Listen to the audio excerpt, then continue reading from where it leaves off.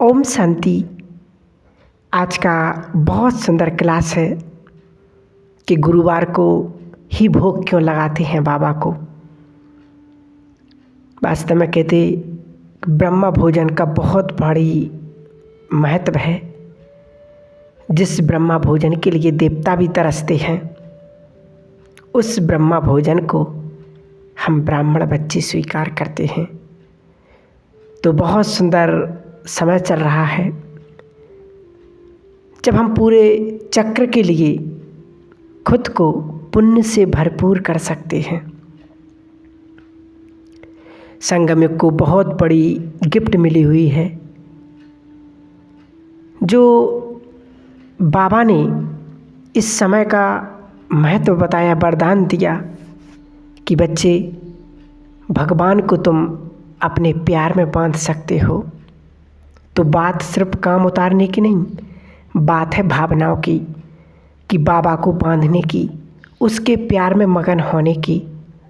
और भोग लगाने से वास्तव में भावनाएं खत्म होती हैं, समस्याएं खत्म होती हैं।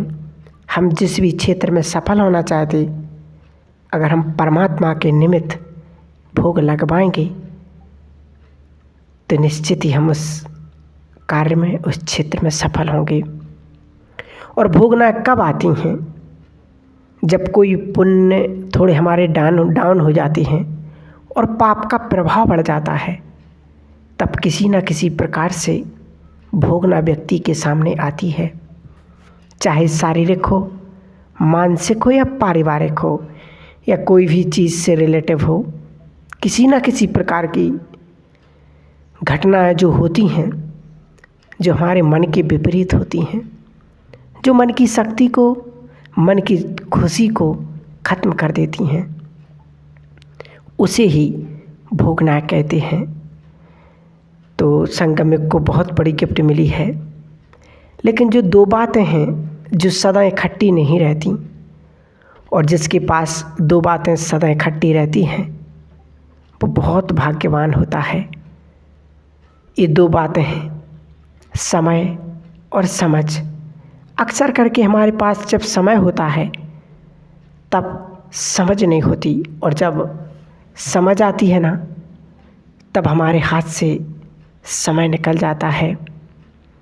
ये बहुत वरदानी समय चल रहा है कि हमें इस समय देखो समझ भी मिली है, परमात्मा ने हमें समझ भी दी है, और हमारे पास समय भी है। हम अपने भाग्य को बना सकते हैं, हम अपने पुरुषार्थ को तीव्र कर सकते हैं। आप बुद्धिमान बन करके, तीसरा नेत्र खोल करके समय को भांपो कि कौन सा समय चल रहा है। बाबा का एक एक महावाक्य अंतिम सत्य है। उसे काटने की शक्ति इस दुनिया में किसी के पास नहीं। उसने जो कह दिया सो कह दिया। अब समय को भांपकर समझदारी से अब मुझे वो कर लेना है जो मुझे करना चाहिए, जिसके लिए मुझे भगवान मिला। इस संगम युग पर मैं अवतरित हुआ हूँ, वो मुझे करना है। अपने आप से बातें करनी है, क्या वास्तव में मैं संगम युग का पूरा लाभ उठा रहा हूँ, उठा रही हूँ? क्या मैं जो करने के लिए आई थी या आया था, क्या मैं वो कर रहा हूँ? तो इस आत्मा को पुण्य की दौलत से और दुआओं के खजाने से इतना भर दो, इतना भर लो कि जब भी पुण्य की ज़रूरत हो तो वो काम में आ सकें। क्योंकि कहते नहीं कि जब व्यक्ति का खराब समय चलता है तो उस समय उसके पास जो पुण्य होते हैं, जो दुआएं होती हैं, वही काम में आती। न धन संपत्ति काम में आती, न प्रॉपर्टी जायदाद काम में आती, न संबंधी, न बच्चे, कोई भी चीज़ काम में नहीं आती। उस समय सिर्फ हमारे पुण्य, हमारी दुआएं ही काम में आती हैं। क्योंकि जो संसार में एक कहावत नहीं है कि खाली हाथ आए थे और खाली हाथ ही जाना है, तो वास्तव में इस कहावत को हम गलत सिद्ध कर दें कि हम ना तो इस दुनिया में खाली हाथ आए थे और ना जाएंगे, हम पुण्य की दौलत से भरपूर होकर के जाएंगे कि देखने वाला कहे कि कोई प्रभु का लाल आ रहा है, कोई महान आत्मा आ रही है। ऐसा हमें अपना जीवन बनाना है। और देखिए जो भोग ये जो गुरुवार को लगता है, बहुत सुंदर इसका रहस्य है, जो वास्तव में इसको संसार में कोई नहीं जानता। कौन से दिन लगता है? ज़्यादा ब्रह्मा कुमारी जी में बाबा के घर में तो बृहस्पति के वार दिन ही लगता है, गुरुवार, बृहस्पतिवार। अब ज्योतिष शास्त्र के अनुसार गुरुवार अर्थात गुरु ग्रह का बहुत भारी महत्व है। ज्योतिष शास्त्र में भी जिसका गुरु ग्रह उच्च क्वालिटी का होता है, बृहस्पति की दशा सही होती है, तो उसकी कुंडली में गज केसरी योग बनता है। गज माना हाथी और केसरी माना शेर।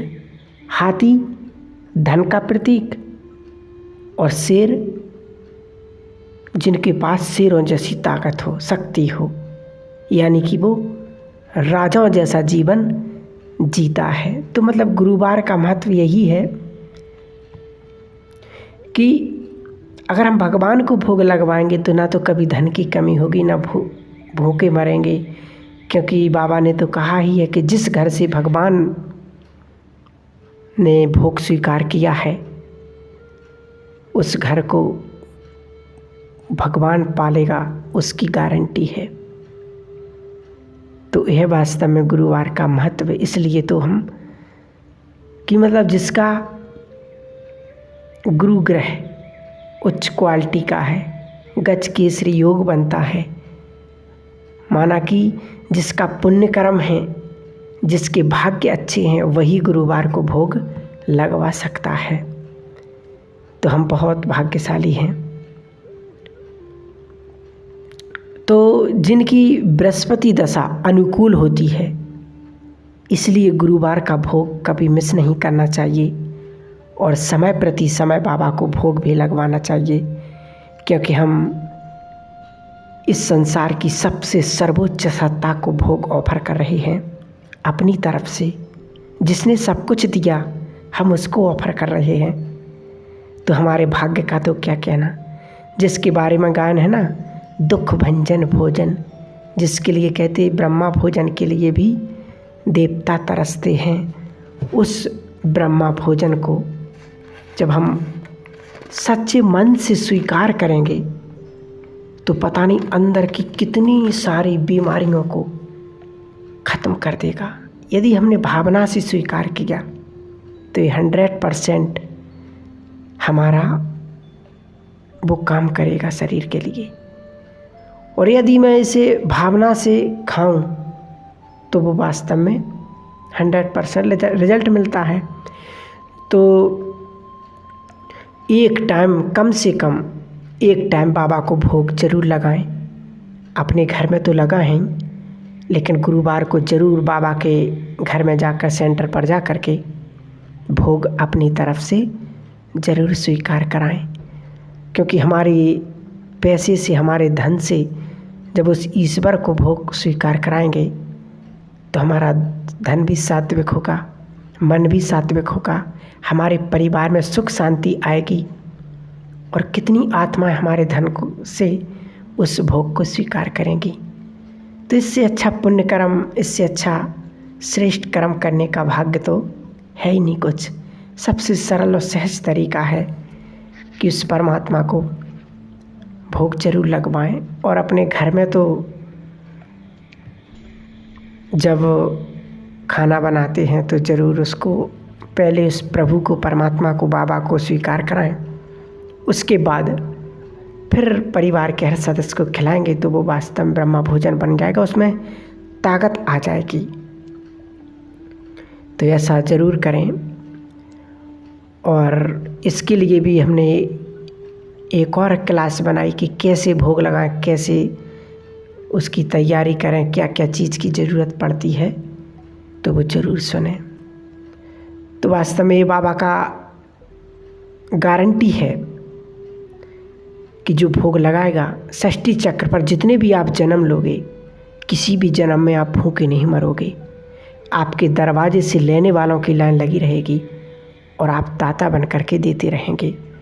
और इस विनाश के समय में सारी दुनिया भूखी मरे तो मरे, लेकिन जिस घर से भगवान ने भोग स्वीकार किया है उस घर को बाबा पालेगा। चाहे वो धरती फाड़ के दे, आसमान चीर कर दे, लेकिन परमात्मा जरूर दाल रोटी तो वो देगा ही, उसका वायदा है। तो जो श्रद्धा से बाबा को भोग लगाएगा, और सभी ने बहुत सुंदर एक कहानी सुनी होगी, जानते भी हैं, श्री कृष्ण सुदामा की, कि वास्तव में जो सुदामा इतने गरीब थे और अंत में श्री कृष्ण जैसा उनको महल मिल जाता है, तो वो उसका कारण सिर्फ यही है कि सबसे पहले तो उन्होंने श्री कृष्ण के हिस्से का खाया था। नहीं बताते कि जैसे गुरुकुल में, एक ही गुरुकुल में पढ़ते थे, एक बार वो जंगल में गए लकड़ी चुनने के लिए, तो उनकी जो गुरु माँ थीं उन्होंने कुछ चने दिए थे कि तुम इन चनों को ले जाओ, जब भूख लगे तो दोनों भाई खा लेना मिल करके। अब कुछ समय बाद बारिश होने लगी, तो दोनों भाई श्री कृष्ण और सुदामा एक पेड़ के नीचे बैठ गए। श्री कृष्ण तो बैठे, उनको नींद आ गई तो वो सो गए।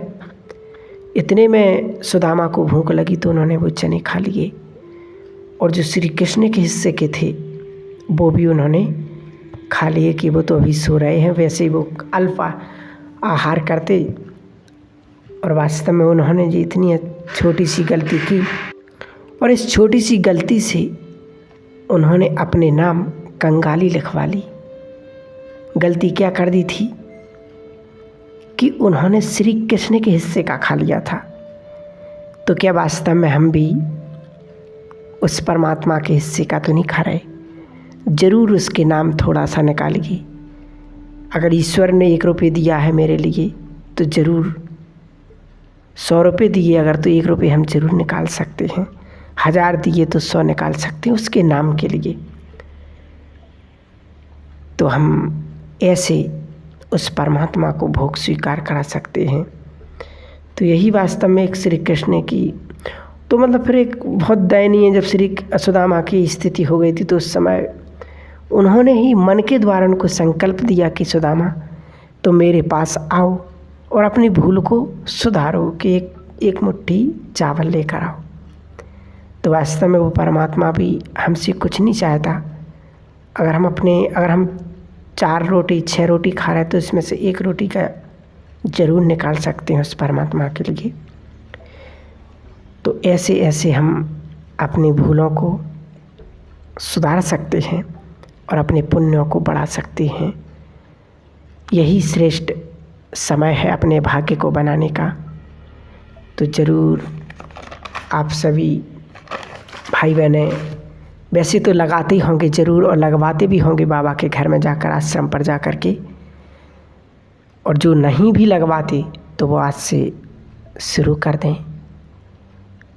और भोग लगवाना।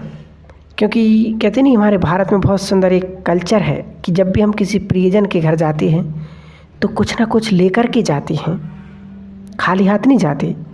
खाली हाथ सिर्फ मृत्यु के समय जाया जाता है। तो जब सुदामा जी श्री कृष्ण के पास गए तो वो भी खाली हाथ कैसे जाते, कुछ ना कुछ ले कर के गए। ऐसे हम भी भगवान के घर आते हैं, ज़रूर उसके नाम कुछ ना कुछ निकाल करके उसके नाम पर ज़रूर अर्पण करें और अपने भाग्य को सुंदर बनाएं। यही समय है अपने भाग्य को बनाने का। ठीक है, ज़रूर भोग लगवाइए। जो लगवा वो ज़रूर, जो नहीं लगाते अब लगवाएंगे वो ज़रूर बताएं, और जो लगाते हैं पहले से वो भी ज़रूर बताएं। कमेंट करके भी बता सकते। तो ज़रूर बाबा को भोग स्वीकार कराएं। Thank you. ओम शांति, ओम शांति।